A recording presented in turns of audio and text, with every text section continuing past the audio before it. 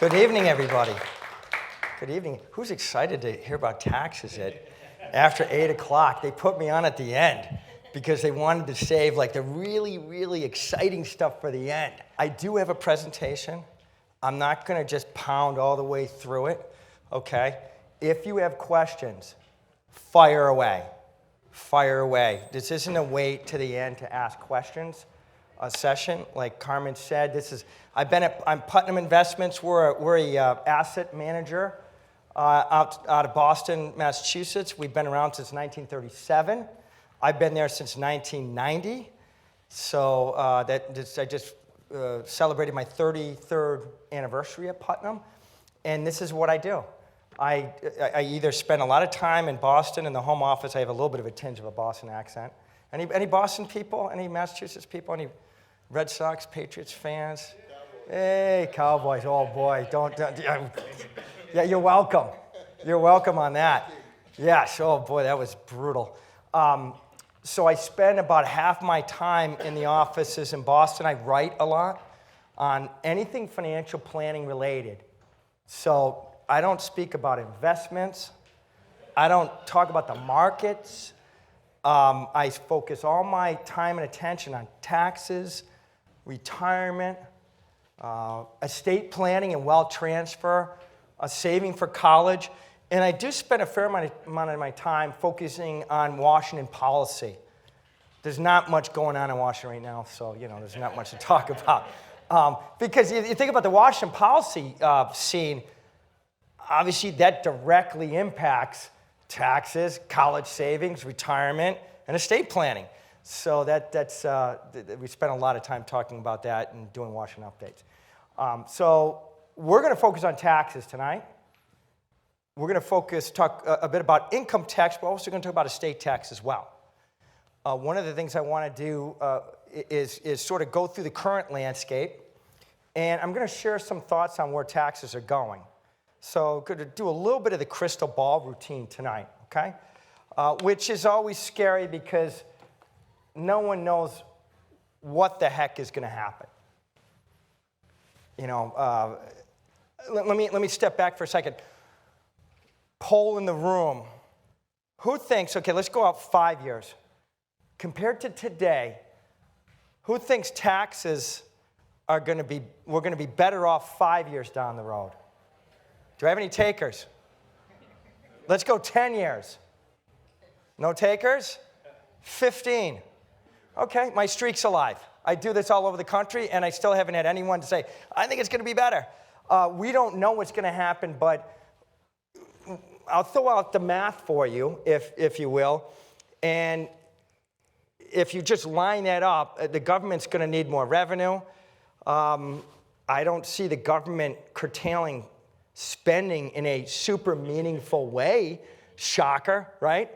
Right, So we have Social Security to deal with, solvency around Medicare. This is really where I'm starting to bum people out, right, at 8, 10 at night. But generally that's the landscape. We have to think about it in terms of, okay, we probably have it pretty good today, and it's probably not going to be so good in the future. Now, that doesn't mean your own individual situation might be better, right? I'm talking about, there's two things. You look at what the heck they're doing or not doing in Washington, Capitol Hill. But then there's your own personal situation. You could be in your earning years right now and then heading into retirement, and your income might be lower. But I think a lot of people assume that, but that might not be always the case, especially if you have large retirement holdings where you're going to have to start taking money out. So understanding the current landscape, we're in a favorable tax environment right now. Favorable and tax environment aren't two things that usually go together, right? But it's the reality. We have lower marginal rates. I'm not going to go through all these, but alternative minimum tax. Who's heard of AMT before? Few people. Prior to 2017, we're living under the 2017 law that went into effect the beginning of 2018.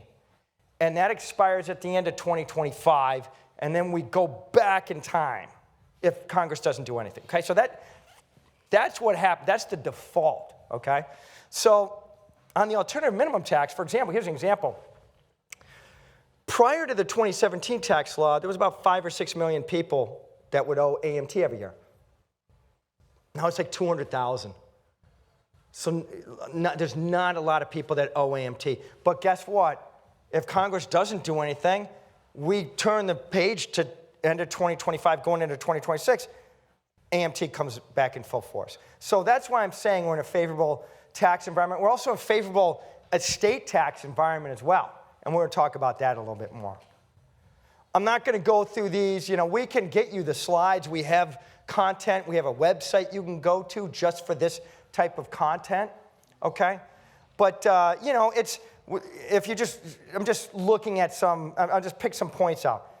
We have 6 marginal income tax brackets. Then we have taxes on dividends and capital gains, right, which are lower. So, you know, it pays to be an investor from a tax perspective because you're going to, you know, there's a good chance you're going to pay less on your dividends and capital gains. So that's good news for everybody here in the room that's working with the team and been investing, right?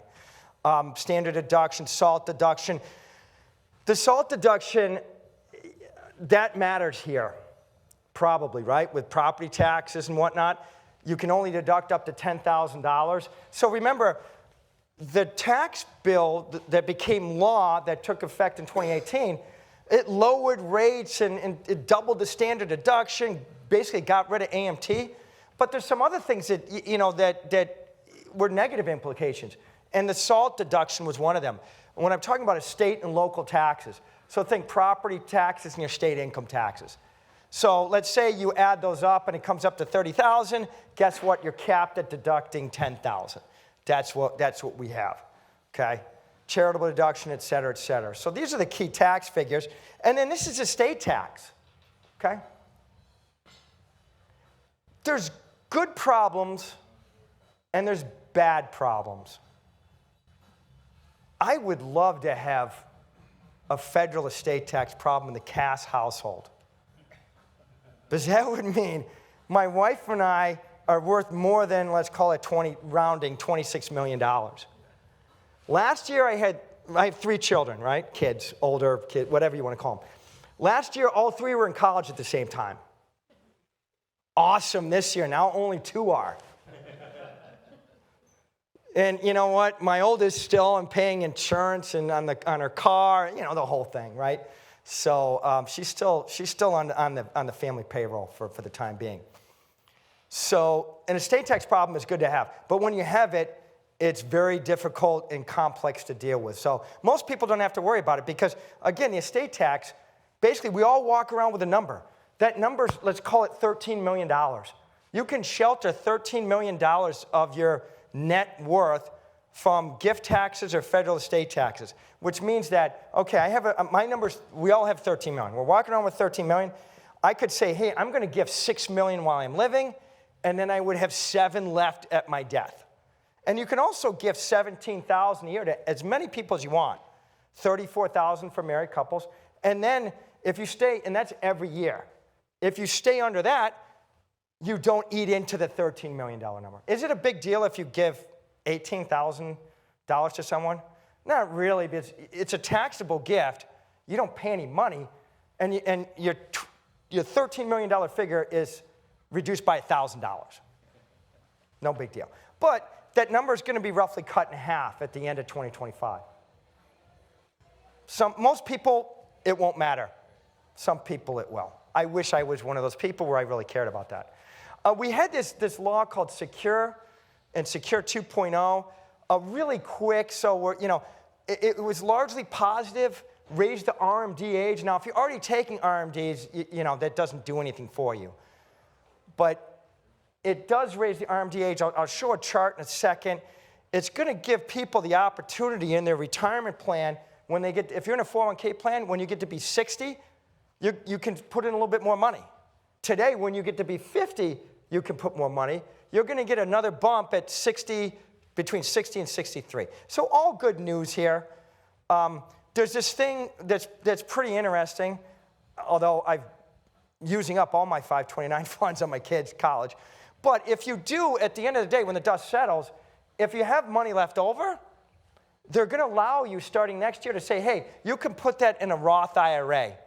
You know, so if I had $10,000, up to $35,000 lifetime. So if I had $10,000 left in my 529, we didn't need it all. And you know, there's an alternative, there's an escape hatch. I could take the $10,000 for Katie Cass, my oldest, and put it into her Roth IRA. And so it's, you know, I think what the government was trying to do with this particular one is say, hey, listen, we want people saving in 529s. We want them starting early. Because guess what? Financial aid is not going up. And by the way, when you play the financial aid game, a lot of it is loans anyways. So it's not a panacea. So I think they're trying to say that, hey, we want to encourage you to save, okay? And don't worry if you save too much, because you can always put it in a Roth IRA. So I think this is largely positive. The RMD age, if you're born in 1951 to 1959, your RMD age, when you have to start taking money out of your retirement accounts, 73. For me, because I was born in the 60s, 60 and later, it's 75. So they're giving you more time, basically. Doesn't mean you want to take it if you need the money. Or if you're like 70 years old, so you're not going to pay a penalty. Remember, we don't pay a penalty after 59 and a half in an IRA. If you're 70 and you're sitting there and you're in a good tax bracket for whatever reason, you're not going to have that much income this year, maybe take a little bit out of your IRA at lower tax brackets, right? Something to think about. Okay, every situation is going to be different. I talked about that. Okay, so let's talk about the outlook. This is what I asked you in the beginning. And I think we're all on the same page here. Shocker. So risk of higher taxes, question mark, okay? Legislative efforts on Capitol Hill. Well, nothing is going on right now. Literally nothing's going on in the House. I mean, nothing. As of October 3rd, there's going to be, they're meeting on the 4th, on Tuesday next week to sort of hash some of this out. We got Jordan, his name is in the hat. Steve Scalise from Louisiana, his name is in the hat. You might see a couple other names. You might see Patrick Henry, who's the Speaker pro temp right now. He's the one that's sort of like acting in. But acting in means he can just, he doesn't have any authority to bring legislation or anything. He can, call recesses and bring it into session. That's it. Bring a vote. It's very limited. So nothing gets done until they figure this out. And supposedly they're trying to get to a vote on Wednesday or start it. Votes plural. McCarthy needed 15 votes over 4 days. Things could drag out for a couple of weeks. I don't think we're going to know next Wednesday. Okay? But I've been wrong before. So that, legislative efforts on the Capitol, there's nothing going on the tax front really in a major way right now, right? After the election, we'll see how that plays out. Expiration of the tax provisions, I talked about that. Then the fiscal pressures facing the federal government. Let's just take a look at that, right? This is the I'm going to bum everybody out portion of our conversation tonight. So this is the federal debt. This is federal debt as a percentage of gross domestic product or total output. And right now in 2023, fiscal year, which just ended in September, we're pretty close to 1946 coming out of World War II. We're very close. We're projected, obviously, to go over that. And that trajectory is really going up. And any guesses what's one of the issues that's making that trajectory steepen a little bit more? Interest rates, Medicare. Yes, especially interest rates. Net interest on the existing debt. I'll talk about that. So this is an issue, right? More of an issue. How does the government spend money? Okay. Most of it's on autopilot. 28% they control through the appropriations process. And when I did this slide 5 years ago, I think it was 65-35 or thereabouts. So the blue keeps getting smaller and the red keeps getting bigger. So you look at Social Security, Medicare, interest. Look at interest. I go back even a couple years. The interest on the existing debt was running around $250 billion a year, $640. I think projected to hit $700 billion. So it's number 3 on the list. It passed over Medicaid. So that's a big issue.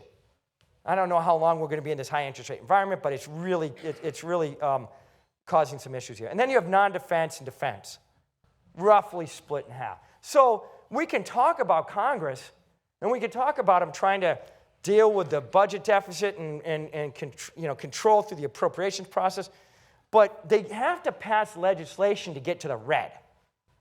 The red, well, the interest could change without anything. Obviously, that's fluid based on the current environment. But everything else basically there, with some limited exceptions, especially Social Security and Medicare, that's going to require legislation. Will they fix that? The last time we fixed Social Security was 1983, in a big way. 83 was a big, big year. Tip O'Neill, I'm from Boston, Tip O'Neill, Reagan, et cetera, they came together, they got this thing done, raised the retirement age, they started taxing benefits up to a certain point. There was some pain there, but they built solvency into the system. The solvency didn't last as long as they thought it was going to last. So 1983, when did they basically hit a tipping point. They were going to hit a tipping point about 6 to 8 months when they fixed it. So the tipping point right now is around, let's call it 2033, 2034. I don't have a lot of confidence they're going to do anything before 2030. What you're probably going to see, and we had this in 2009 and 10, you're going to see some type of Social Security debt commission or something like that. And we went through this for a couple years under a bipartisan commission. And they came out with recommendations. They didn't do anything about it. So that's an issue. And then how is the government funded? On the backs of individuals. How do they get their money? Individual income taxes and payroll taxes. Corporate taxes, 10%. And by the way, just so I'm being transparent for those of you that are a little savvy around taxes, individual, that would also include a lot of business owners, small business owners who are not corporations. They're what we call flow-through. They're sole props, LLCs, partnerships, even S-corps. So that would be in the individual income side. But the bottom line is that if you have rising debt and the government has trouble controlling spending, and what can they control? Because a lot of it's on autopilot. And then where do you get the money from? Individuals, follow the breadcrumbs, okay? Question here, sir. What were corporate taxes under the old law? How much of a percentage? I'd have to go back and look at that. It's very similar. A big discussion. It's very similar. So I'm a tax geek. And people, especially when they talk about taxes or the media talks about taxes, they're surface level. And I get it because I'm a tax geek. I go deep. So they lowered the corporate tax from 35% to 21%, okay? From the 2017 law. By the way, 35% was highest in the world, okay? They brought it down to 21%. I was surprised. If you asked me, I was doing talks like this, I'd say on the high end, it's going to be 25, and the low end is 23.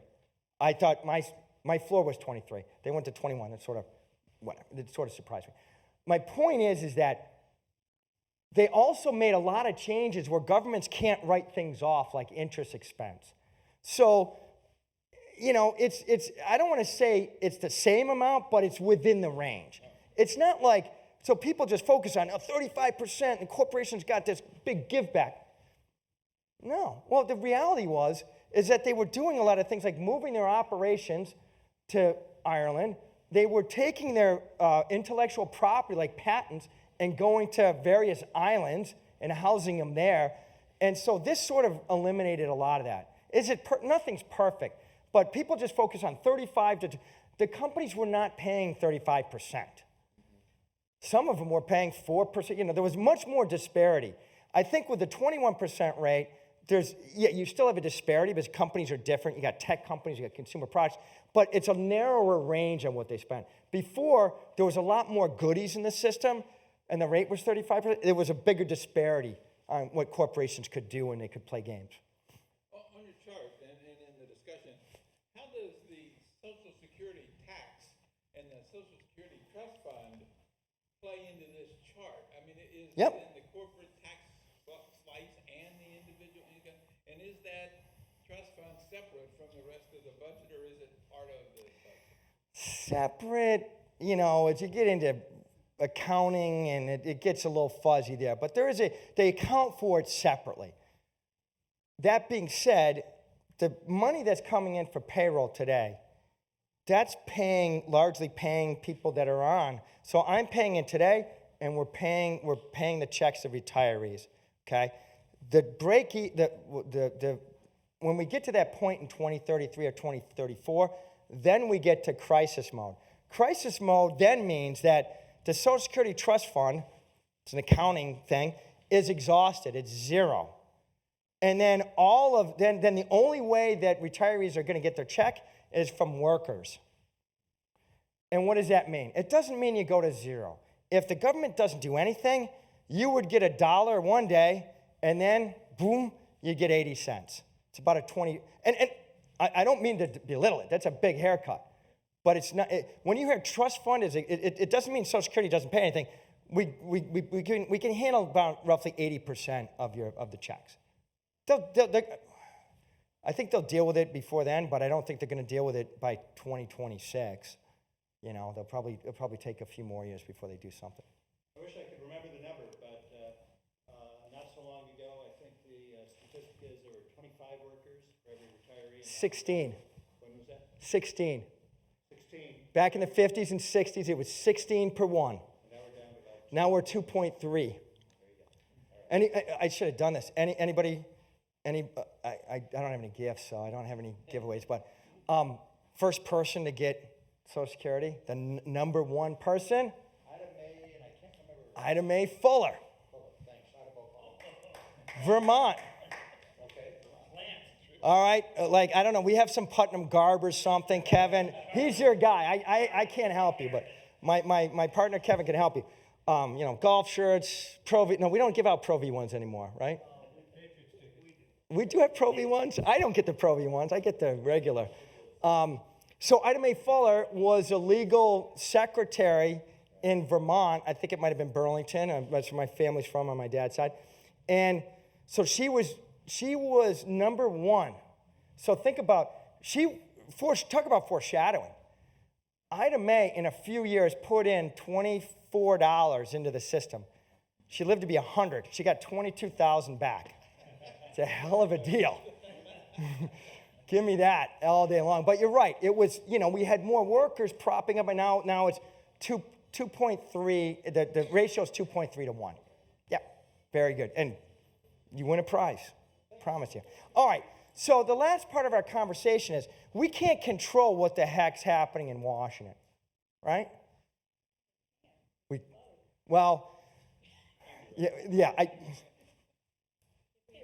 Theoretically, yes, we can. Massachusetts, it comes down to 10 states, as we all know. But, and we can be active, and we can, the tides will change and whatnot. But we'll see. But on a day in and day out basis, or sitting here today, we don't have control. But what can we do in our own personal situation, right? So here's a few helpful tips. Think about these things when you're meeting with the team, your advisory team. Think about when you're talking to your tax professional. So one of the things is there's not many deductions left anymore. One of the things that 2017 law did, which I'm supportive of this, because it did make it a little simpler. They took the standard deduction, they doubled it. And then they limited or got rid of a lot of deductions. And so for me, my wife and I have been itemizing deductions for years. But starting in 2018, we just take the standard deduction. I'm not keeping track of receipts.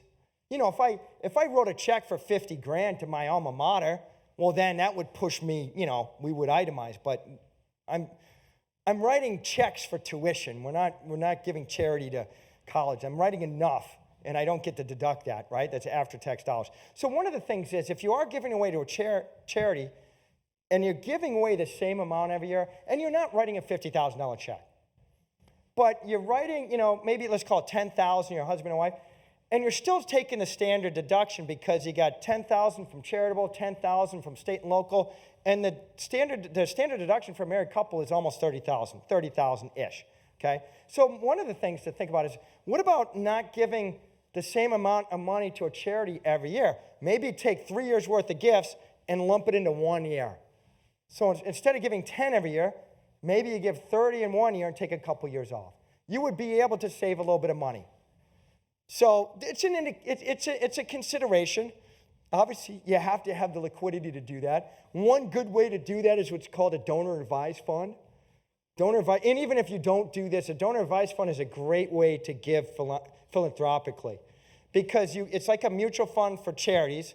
You put the money in, and you get the deduction that year. So you can sort of time, hey, I want a deduction this year because I have a little extra income from selling a stock. You can put money in a donor advised fund, get the tax deduction that year when you put the money in, but then you don't have to figure out where you're going to give the money.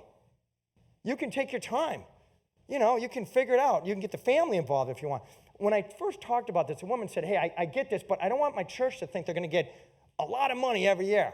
Well, don't give it to them. Put it in a donor advised fund, and then give it out of the donor advised fund to the church or United Way or Red Cross or whomever. And this isn't a plug. Putnam, full disclosure, we do not offer donor advised funds, but speak to your team here at Egan and et cetera, okay? So they'll have access to donor advised funds, if you haven't heard of those before and you're philanthropically minded. Donating out of the IRA, this is a great strategy if you're 70 and a half. The government allows you to take up to $100,000, 70 and a half or older, and take it tax-free out of your IRA. And that can include your RMD when you get to be, for example, 73 or whatever. So let's say your RMD this year is $20,000. And you're doing fine. You don't really need the money. And you're like, oh, we got to pay taxes on it. And I want to give to charity at the same time. Take the $20,000, have it sent directly to your favorite charities.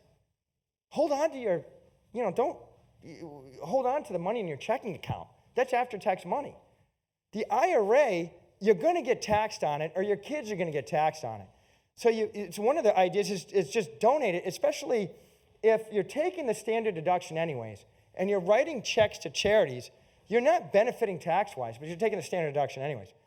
So just take it out of the IRA. And at least you're spending it down at a 0% rate. Very tax efficient. We talk about Roth conversions. This does not make sense for everybody, okay? This does not make sense for everybody, but here's the premise here, is I think taxes are going to go up in the future. I'm not going to put all my chips on Roth. Remember, Roth is different than a traditional account. Traditional account, you get the tax break up front. Hopefully it grows over years. And then when you have to take it out, or when you take it out, then you get the tax bill, right? You got to pay taxes. So this is good news, bad news.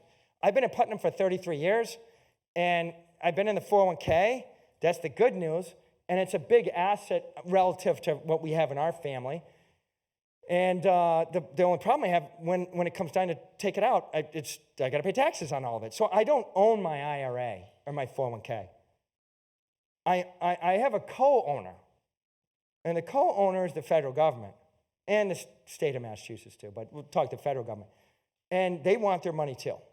So that's something to consider. So if I at least have some money in a Roth where you don't get any tax benefit up front, but it's tax-free coming out, if you follow the rules, okay? Won't bore you with the details tonight. So if I have at least, and I'm not saying one or the other, but if I have some diversification, if I retire, and I'm not going to have 50% of my retirement in a traditional and 50% in a Roth, but maybe I get to 10% in a Roth. I'm doing some things right now in the 401k. I'm doing some what they call backdoor Roth IRA contributions. Talk to your advisors about it. So I'm doing a little bit in a Roth. So when I get to retirement, now I have some options. If I want to take more money out and I happen to be in a high tax bracket this year, maybe I take it out of the Roth bucket instead. Don't have to pay any taxes. Or maybe I leave that to the kids. It's tax-free. Maybe I don't like the kids. Leave it to the grandkids. Tax-free.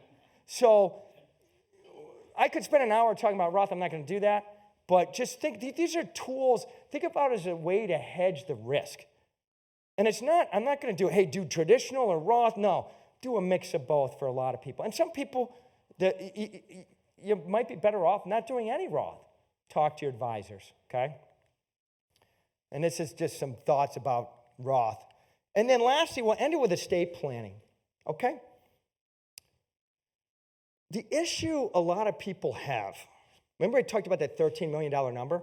And if Congress doesn't do anything, and it might stay at 13 million, right? After, if both sides come to some type of compromise at the end of 2025.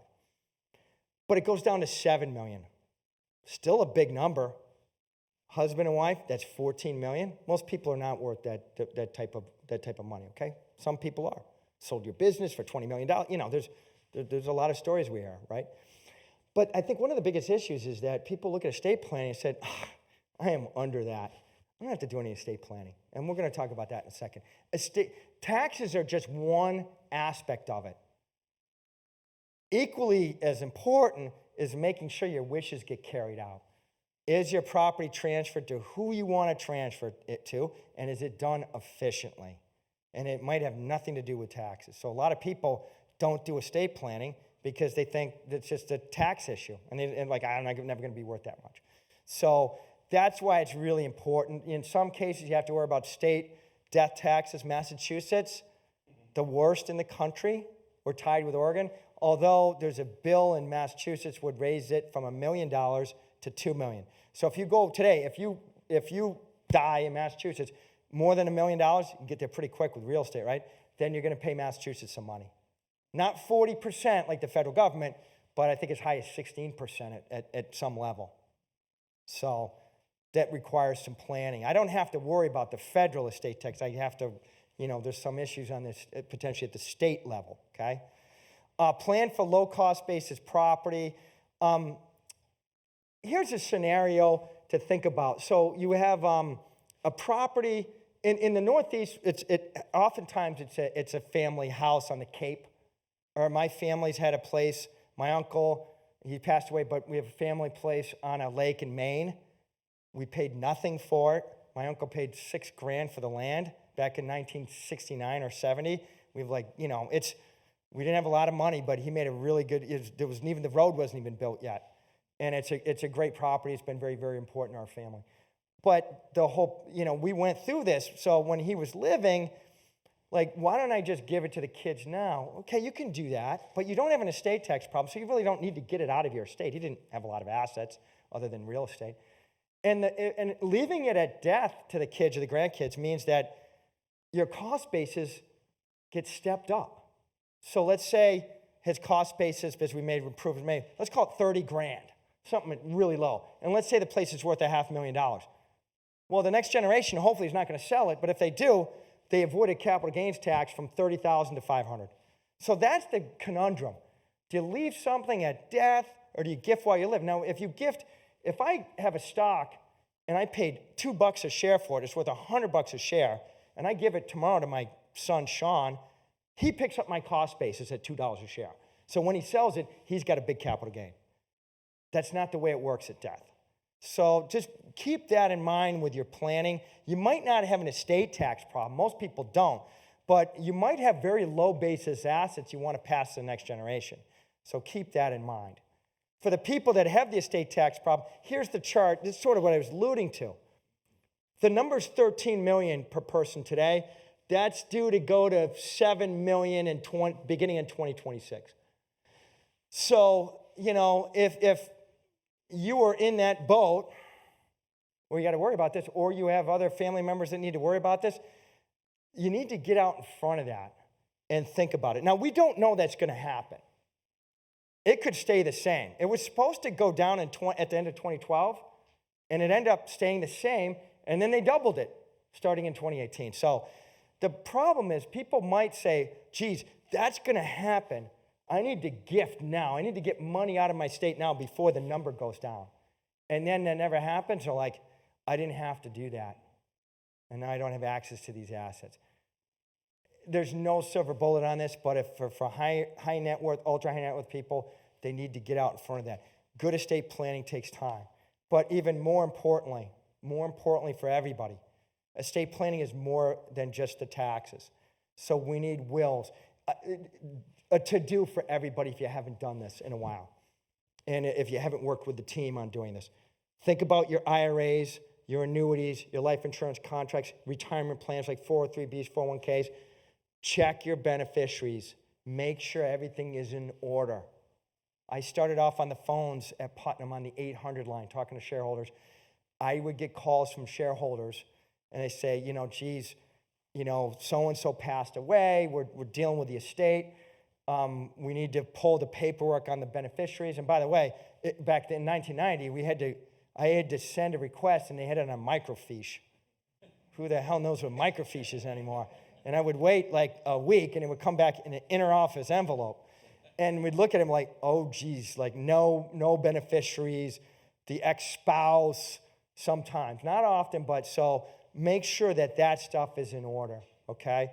And then revocable living trust, pretty straightforward to set up. So here's where an issue where my uncle had a revocable living trust. Again, not a complex situation, right? Not a lot of assets, but he owned the house. I grew up in New Hampshire, owned the house in New Hampshire in the town we grew up in, and then he has the lake house in Maine, okay?